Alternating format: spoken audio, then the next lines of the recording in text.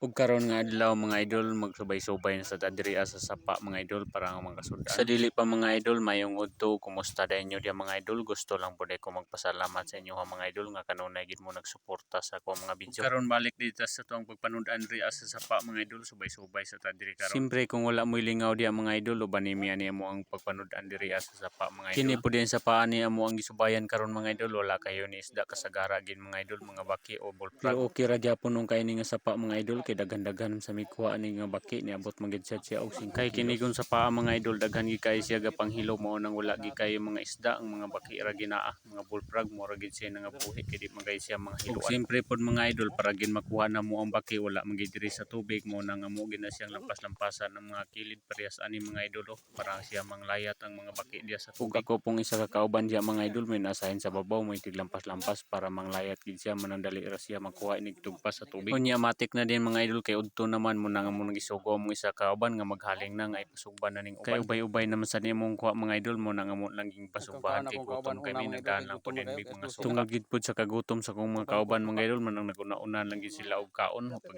nang luto ang uban no. Ang uban nagtimpla na pud og suka. Ang rao mga idol, mga unta ninyo mga idol.